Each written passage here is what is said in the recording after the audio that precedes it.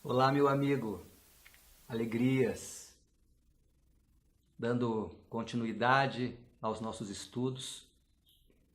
No Global Talk anterior, eu te convidei a iniciar um processo de transformação através da autoinvestigação.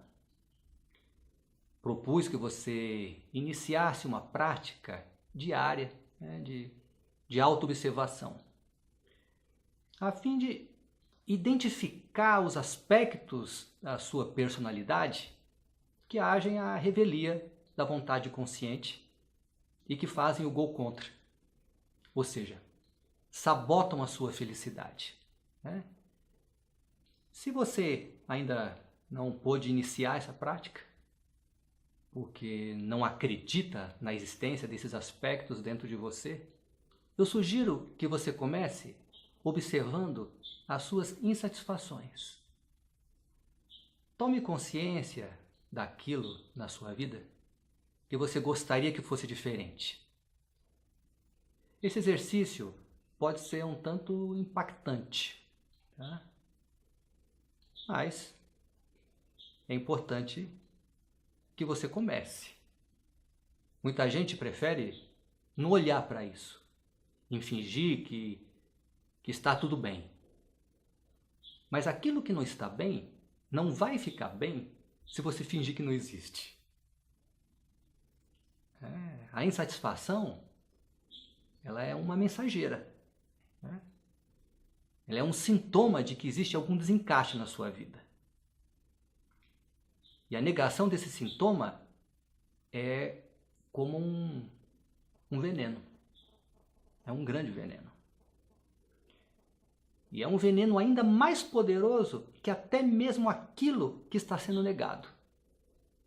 Por exemplo, se uma pessoa tem uma dor contínua e não procura saber qual é a causa, se por medo de lidar com isso, a pessoa nega para si mesma a possibilidade de haver uma doença e segue tomando analgésicos para aliviar a dor indiscriminadamente, em algum momento ela vai se dar mal.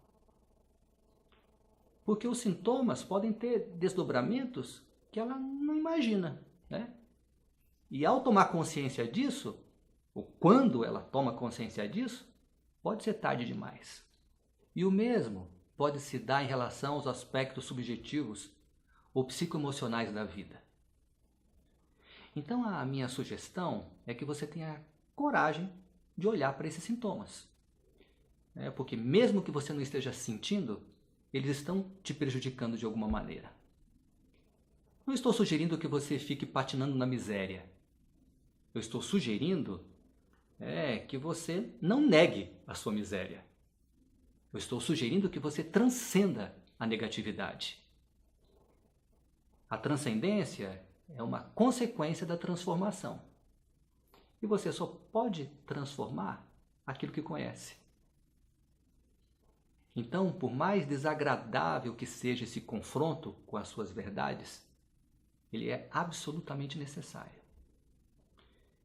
A verdade pode ser desagradável, mas somente ela te liberta.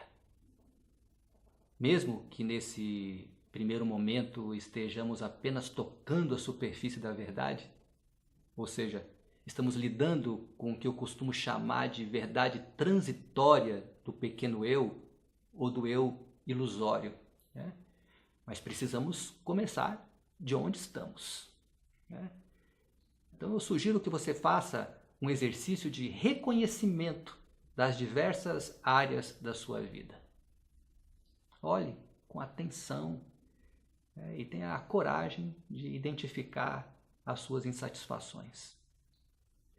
Como é que está a sua vida profissional e financeira, por exemplo?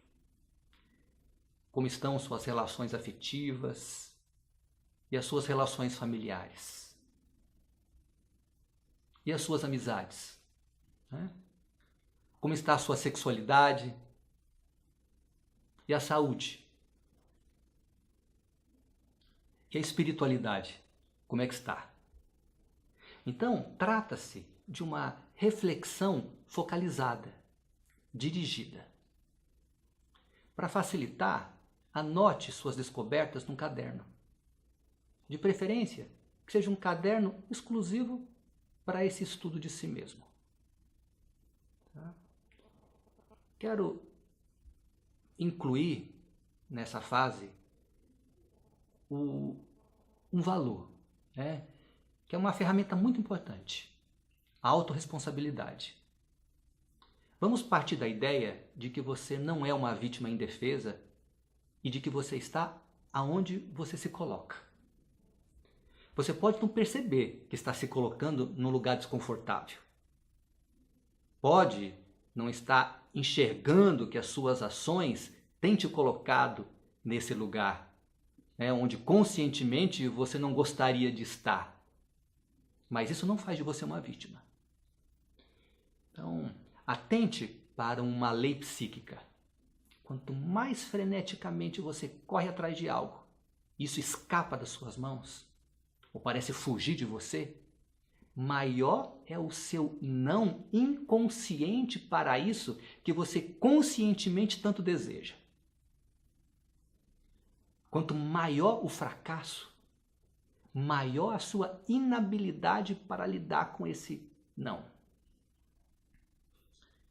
É difícil lidar justamente porque esse não é inconsciente. Ou seja, você não percebe ele. Por exemplo, você pode não querer ser ciumento e invejoso. Ou ainda, você pode querer ser seguro, autoconfiante, mas sem perceber, você atua nesses padrões de insegurança. Mesmo que haja somente 1% desses aspectos no plano da sombra, que é um sinônimo para o inconsciente, esse 1% te derruba e você acaba atuando nesses padrões. Quando me refiro à atuação, quero dizer que você é pego por esses impulsos destrutivos sem nem perceber, né? Então eu estou dizendo então que se existe insatisfação na sua vida, é porque existe um não para a vida dentro de você. Ou no mínimo, existe uma contradição. Por um lado você quer, por outro lado você não quer. Então nesse momento eu estou te ensinando a encontrar esse lado em você que não quer. Esse lado que costumo simplesmente chamar de não. Esse é o início do processo de autoconhecimento. Tá? E para que esse processo de autoconhecimento, através da autoinvestigação, seja bem sucedido, você precisa se concentrar no exercício de reflexão que propus anteriormente. Portanto, é muito importante desenvolver concentração. A concentração, junto com o relaxamento, são a base para a meditação e para todo tipo de prática que resulta em experiências místicas. Então, para te ajudar a desenvolver a concentração, eu sugiro uma prática bem simples. Tá? Então, sente-se confortavelmente, alinhe a sua coluna, mas sem rigidez. O corpo fica relaxado. E faça respirações suaves e profundas pelas narinas. Feche os olhos com suavidade e observe o fluxo da respiração. Procure colocar-se totalmente presente nessa observação. Desligue-se do mundo exterior, desligue-se até mesmo dos seus pensamentos. Apenas esteja presente, observando o fluxo da respiração. Os pensamentos virão, mas deixe-os ir da mesma maneira que chegaram. Faça o mesmo com as emoções ou sensações. deixe passar. Não julgue, não critique, não dialogue com os pensamentos. Aos poucos, permita que a respiração volte ao seu ritmo natural e passe a focar no espaço vazio entre os pensamentos. Se isso for muito abstrato ou difícil, foque no entrecenho, na região entre as sobrancelhas. E fique aí, relaxado, no silêncio, pelo tempo determinado.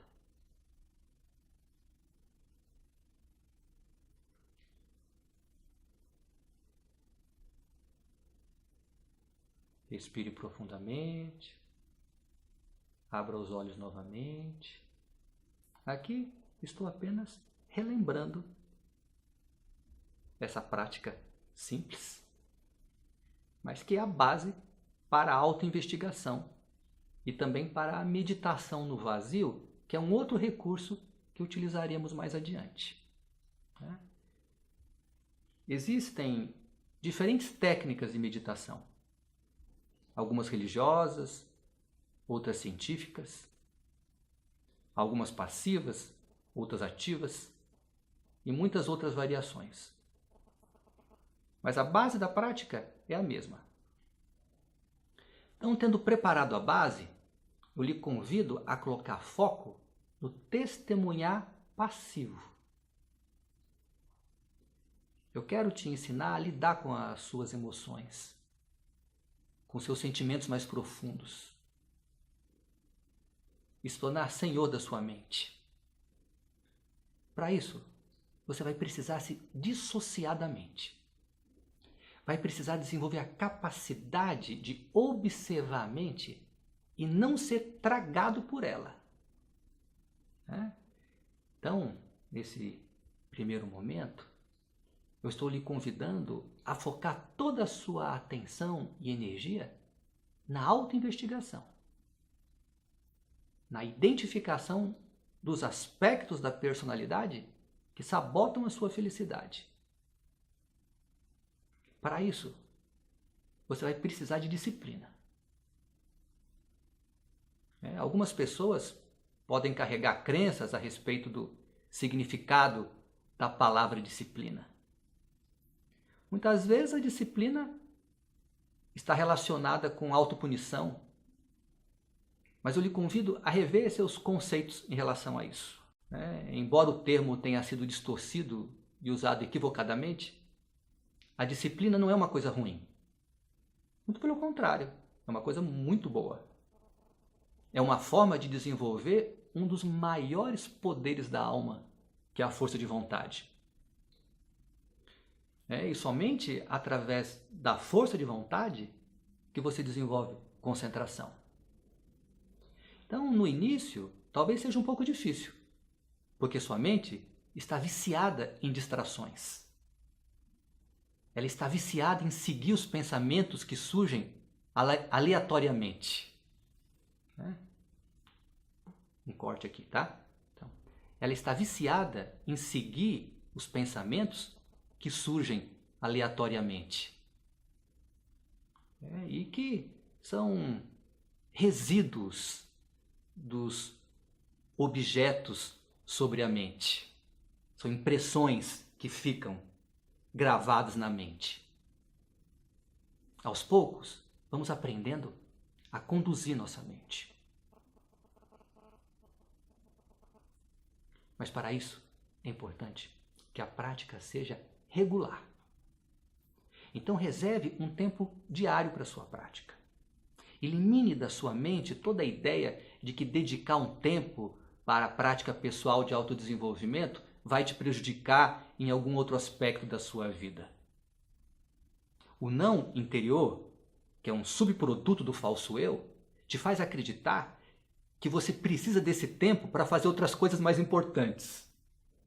Isso é totalmente ilusório. Nada é mais importante que a sua prática. Porque ela é o chão por onde você pisa. Ela é a base, é o esteio da sua vida. Então, ao progredir no processo de autoconhecimento, inevitavelmente você cria harmonia e abundância na sua vida.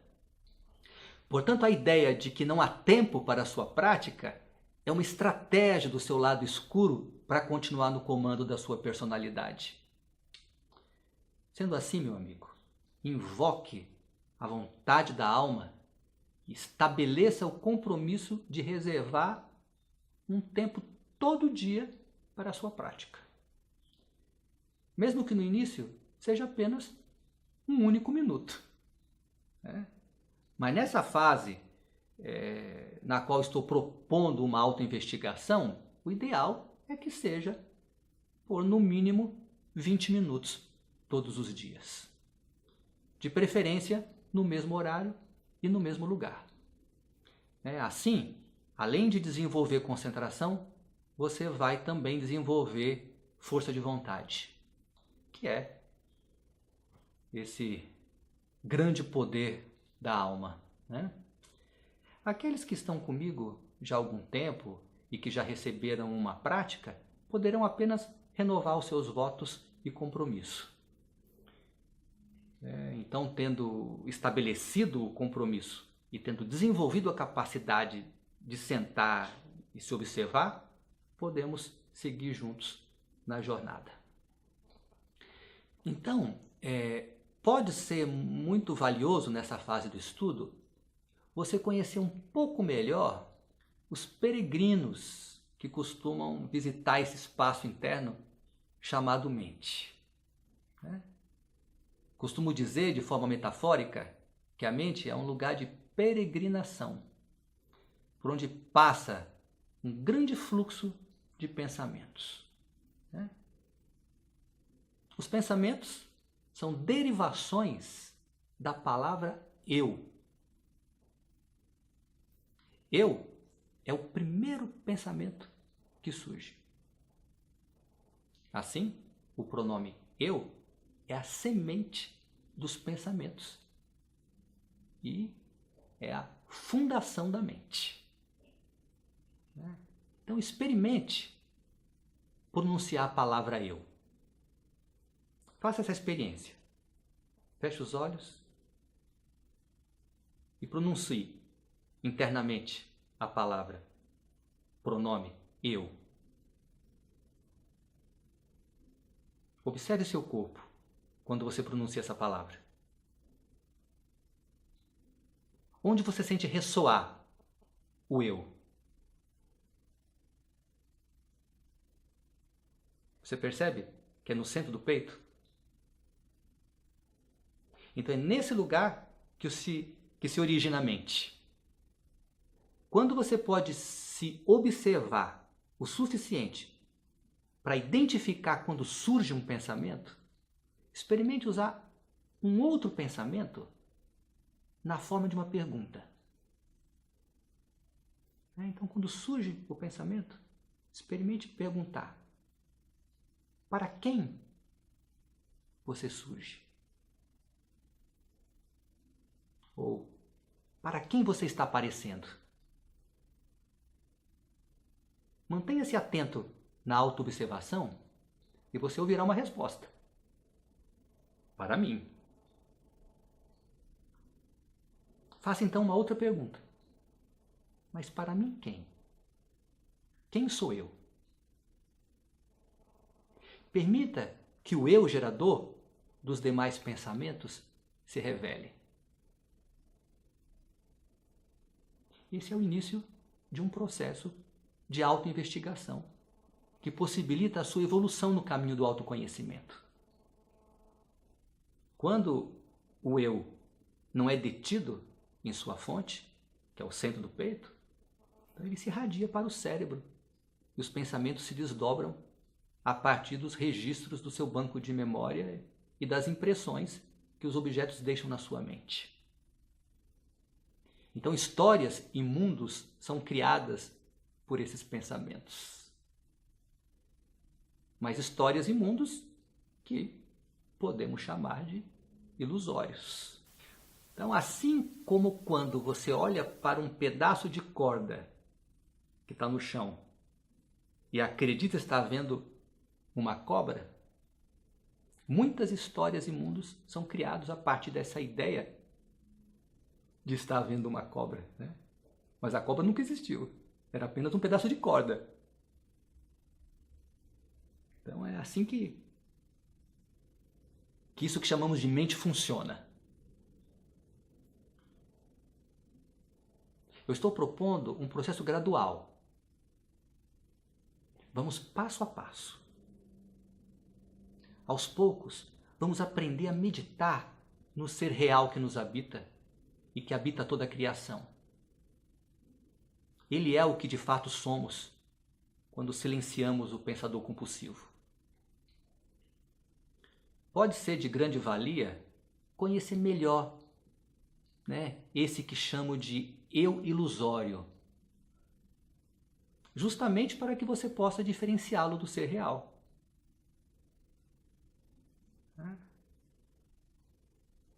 Não isso que você enxerga quando vê um pedaço de corda, né, e está entendendo ser uma cobra.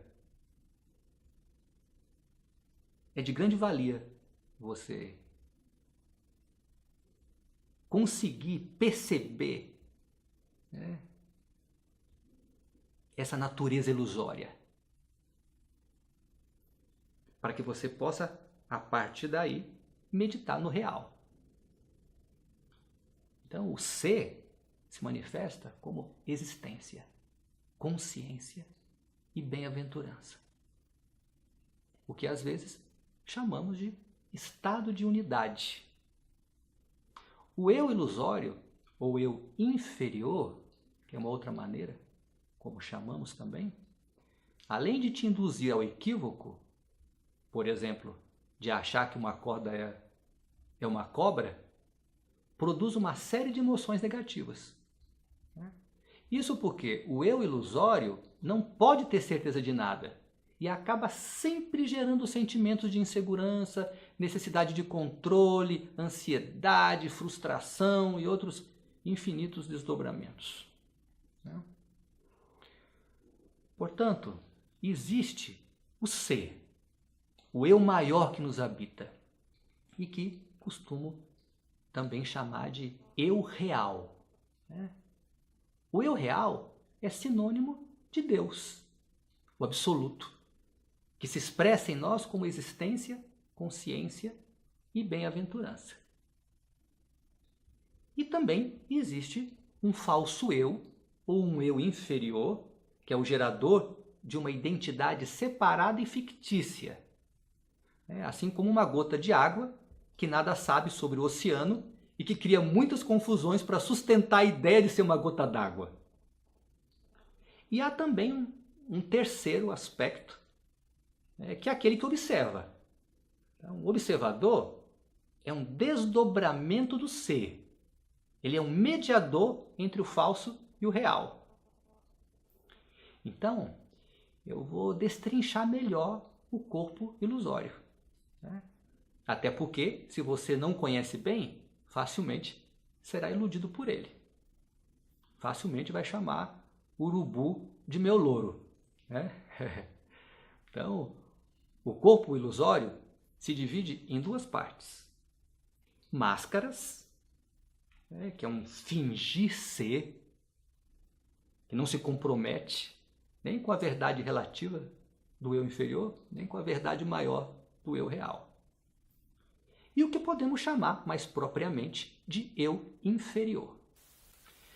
Então, nos próximos encontros, vamos aprofundar mais no estudo desses aspectos que acreditamos ser a nossa identidade, mas que na verdade são apenas personagens de um sonho. Porém, estando identificado, eles podem parecer tão reais como pedra. Por exemplo, os ciúmes, o medo, a compulsão, a raiva e etc. Mas vamos pouco a pouco. Para facilitar o seu entendimento, irei devagar. Por hoje, eu sinto que é o suficiente. Tá? Coloque em prática o que foi sugerido e no próximo encontro teremos material suficiente para continuar os nossos estudos. Então, recebam o meu amor, recebam minhas bênçãos, que você tenha a firmeza, que você tenha a coragem, que você tenha a disposição sincera de seguir batendo na porta da verdade. Até um próximo encontro. Namastê.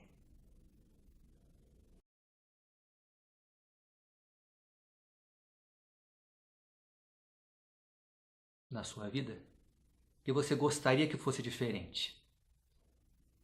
Esse exercício pode ser um tanto impactante, tá?